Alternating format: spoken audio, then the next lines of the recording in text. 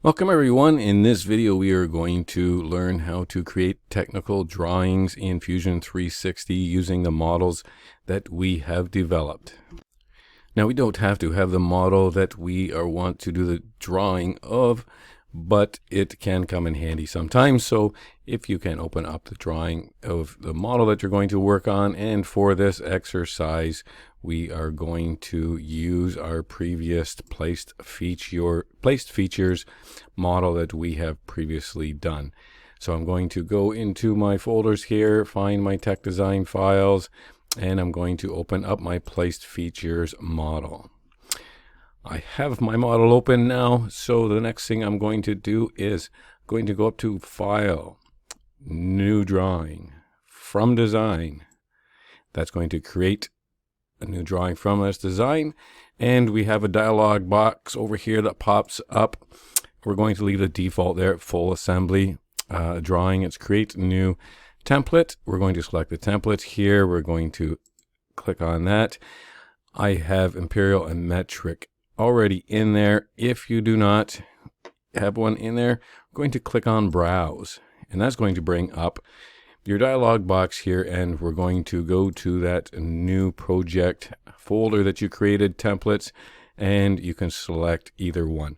This is a metric file, so we are going to select metric and select, and then all we have to do from there is select OK. And once we select OK, it will bring up our drawing.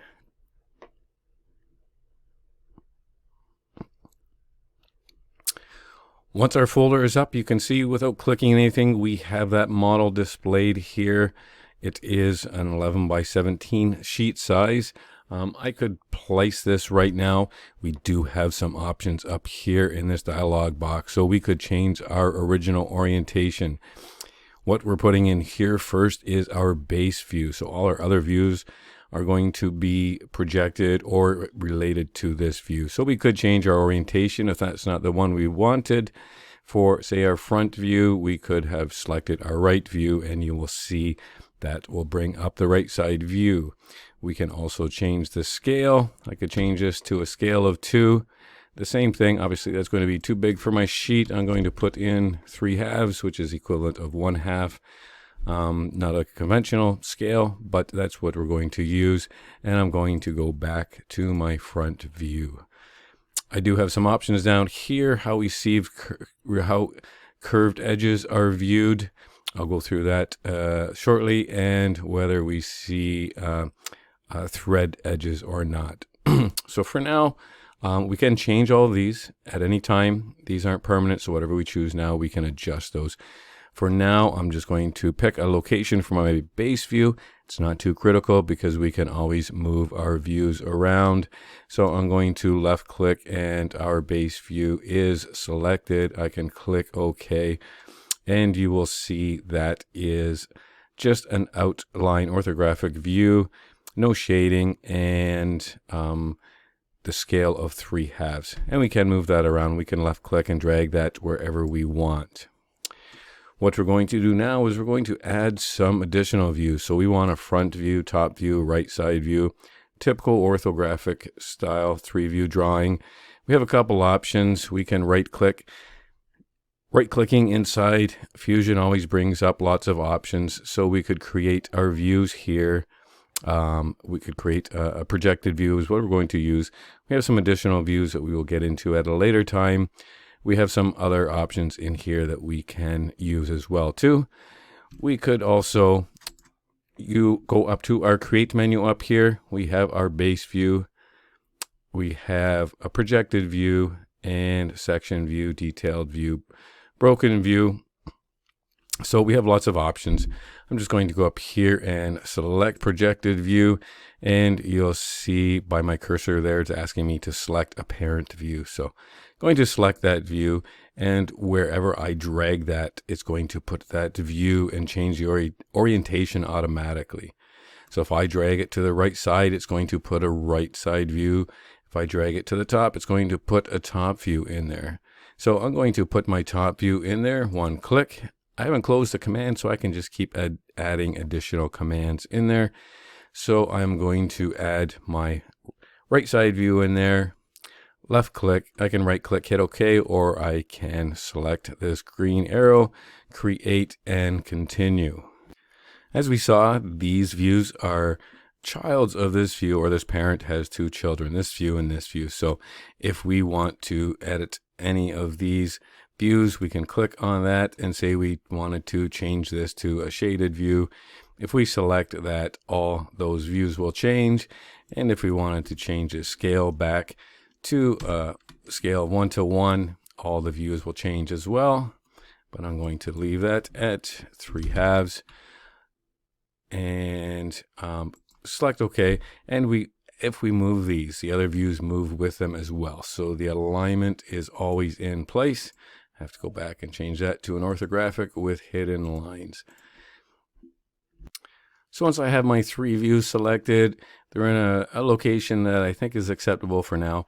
The next thing I want to do before I put any dimensions in there is I want to put in my center lines, because some of our dimensions will be going to center lines. So we want to reference those when we are putting in our center lines. When we go to put our center lines in there, we're going to go up to our geometry and we have some options. So this would be for a horizontal or vertical center line between two parallel lines.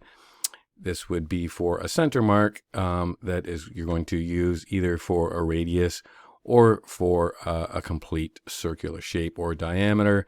And this would be for center mark pattern, which we'll use at a normal or at a later date. And this is for an edge intersection. So in this exercise, we will be using this edge intersection. I am going to place that now. I'm going to select those two lines, because that's where that dimension is in that assignment. It actually goes to the apparent intersection. It does not go to the center of the radius there. So we're going to need that in there. So I'm going to go through and start putting my center lines in, select my center mark, and if I select this, it's not a complete circle, it's just going to put that little tiny center mark in there.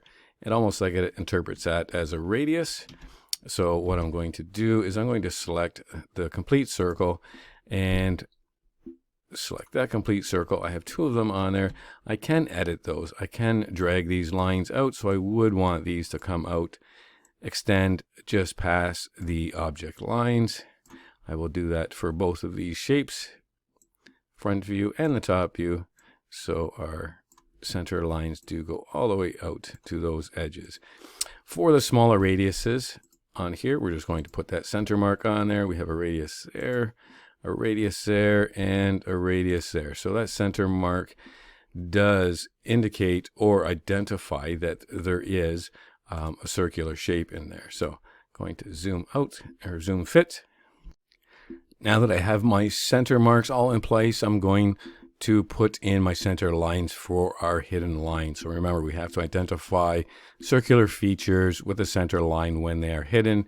So I'm going to go up and select my first center line option. And what all I have to do here is select the two parallel lines, and it's going to put that center line right in the middle. So I will select all of my circular features, and we don't have to adjust any of those. They are extending past there. And this one has a hidden line on there, so we don't want to show a center line on that, even though normally we would show a center line in there. We can show that in there. It's not too critical right now. At this time, I would prefer that we just keep that out to identify that it is a hidden line. So now we have all our center lines in place for circular features and our hidden features. And now we can go ahead and start adding some of our dimensions. Before we start adding our dimensions, we want to maintain the design intent that we put into our 3D model. So this again is not a spot where we just randomly throw dimensions in there. Every dimension that is in the model, our model is constrained. We're going to use those same dimensions here. If we haven't already done so, we also want to go check to make sure our units are right. So this part was modeled in metric, that is millimeters. So we want to go up to our document settings, and when we go up to our document settings, we will see our dimension units right here. And right now it says inches, so that indicates I need to change that. So I'm going to click on the little edit button there, and I'm going to change this to millimeters. And my precision, I am going to set this at 0 decimal places. So if I selected something larger, this would be 3 decimal places, so you might get something like 5.157. If we change that to 1, we would just get 5.1 or 5.5. And I'm going to use 0, and we don't have any angles in this, but this is the same thing. It's just going to add the number of decimal places in there. We can put alternate units in there. We could put metric and imperial in there if we wanted to. And we do have some other options in here that we can change: our fonts, text heights, and some standards. So we're not going to worry about that for now. So we've got millimeters selected, and our precision is at 0. So I'm going to select OK. And now we can go start adding our dimensions. So I'm going to start by adding the horizontal. Ooh, don't know what happened there. I'm going to start by adding the horizontal 30 millimeter dimension on there. Going up, just selecting my default dimension icon there. I will select my center line, and I'm going to zoom in and select that intersection. If I didn't have that apparent intersection, the only thing I could really select would probably be the end point there, or the center line, and that's not what we wanted. Our drawing indicated it was from the intersection, so I'm going to select that intersection, and it's on an angle. So what I want to do is right click, select horizontal. The other option that we could have done is gone up here, selected a linear dimension, and selected those same 2 points, and we wouldn't have to right click. So it's whatever option or whatever you get used to. It's not that critical. We want to keep our dimensions roughly always outside the object. We never put dimensions inside the object line. And we try and put these dimensions in a view that is actually appropriate, a view that shows that dimension the best. So I can go continue and add some more dimensions on there. I'm going to select my dimension again. I'm not going to put them all in there, but I will add an additional dimension on here. So that is a length of 70. Again, I'm just going to right click, select horizontal, and put 70 in there. So you will notice it does snap to the spacing on there, and you want to keep those spacings. You do, just as a refresher, you do not want to have you never want to have overlapping lines like that. Okay, so locate those properly. Don't put overlapping lines in there. And our radius and diameters. Again, we can just go up to our dimension. It's going to detect that that is a radius automatically. So I can just pick wherever I want that, rotate around. We can move these after around too. If I right click, I can change that to a diameter. So remember, right click on your circular features to switch between radius and diameter. This one is a radius, so we're going to leave that at a radius 20. And the outside, that'll show a diameter. This would be a diameter. Oops, select the dimension, diameter, and that automatically puts that diameter symbol in there. Another thing to remember is that we do not dimension to hidden lines. Okay, so in this feature here, say this 30 dimension, we would not select that value there and that value there. We do not ever dimension to hidden features. If we have to do that, then what we have to do is create additional views, section views, or something, so those hidden features are now visible. Now, if you recall the radius down here, it had 3 of them in there, and the drawing said 3 times radius 5, or sometimes it says typical 3 places. So I'm going to show you how we can add that in there. I'll select this radius up here. It's nice and clear. It's an orthographic view, shows us exactly what the radius is like. It puts that value in there, and we can select OK. If we want to add some text in there, we can double click on there, and then we are now in a text editor, so we can add some in there, or add some additional text in there. So we could put typical That is one way of expressing that. Or we could actually put 3 places because we know there's 3 of them in there. Put a space in there and put 3 places so we can add text to that. Okay, so what you're going to do is you're going to go through and you're going to complete all those dimensions. When you're done, we might want to put an isometric view in there up in the corner. So we can right click and we can create a base view, or we can go up to our menu up here, create a base view. And what we're going to do is we're going to go change our orientation over here. So we would want an isometric view. Here's our isometric views down here. I believe that's the default one. Oh, that's not really the one we want. Let's change that up. That's the one we want there. Okay, and I'm going to scale that up to a scale of 1. So we can place that in there. Kind of gives the person a nice perspective. Typically we don't see hidden lines in those, so I'm going to change that to a shaded view. And actually I'm going to go back and change that to a single line view, so we can see the difference of how these curved edges are shown. So there is a radius up there right now, and we don't really see any lines in there indicating that's a radius.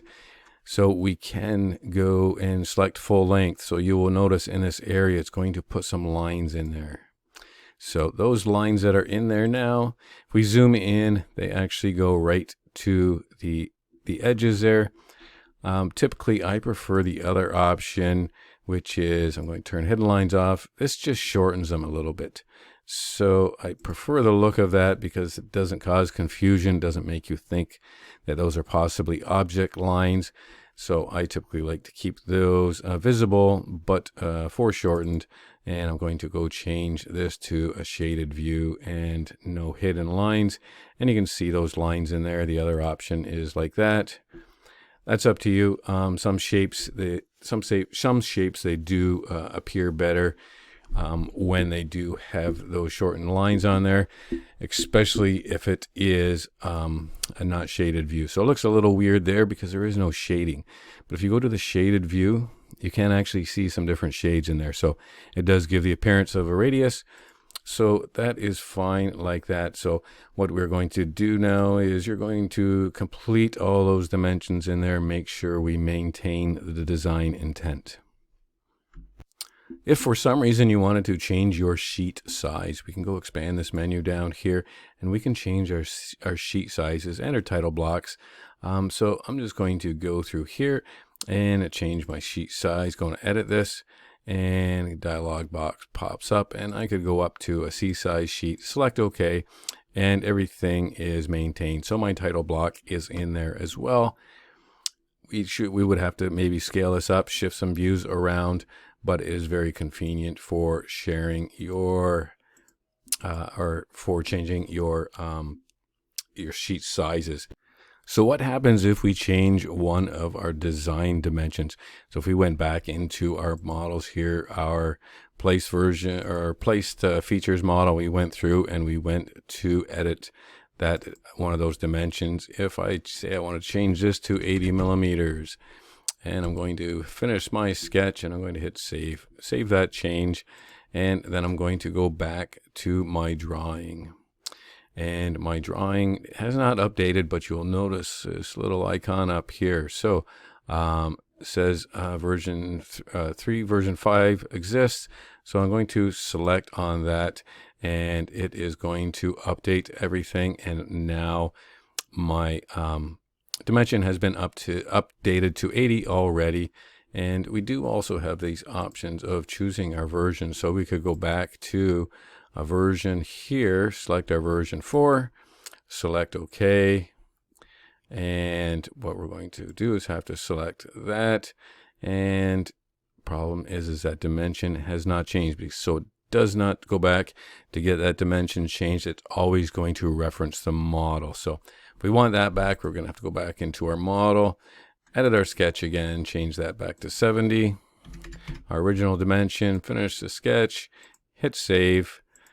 and then go back to our version here, drawing version, select that update, which kind of refreshes everything, and our 70 is back there. So we will have now all our views in there, all our center lines, and all our dimensions. And the next thing I'm going to cover is some information in the title block down here. So the last thing we want to do is modify the information in our title block down there. And we have to remember, we always want to show capital letters. We don't use any lowercase letters on any information on technical drawings.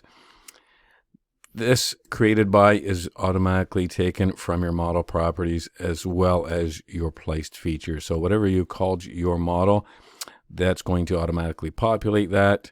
The date is as well as the sheet number. But we can go add information onto this and change it. So we're going to double click that title block, zoom into there, and I'm going to change my name. I'm going to double click on that, and I'm going to change that to make sure it is in capitals. And you are going to put your name in there, and you're created by instructor, same thing. Click on that. You can't change any of this black text. We can add a second line of titles if we want. A drawing number. We don't have a drawing number for this, but I'm just going to put in 1, 2, 3, 4, 5, 6, and our material. So we're going to put our material in here from our model. And our revision, this is our first drawing, so we're going to put revision A and select finish properties, and you'll see that is all updated. Actually, my name didn't get in there under the instructor. Forgot to add that in there. That is a default that is in there, finish properties.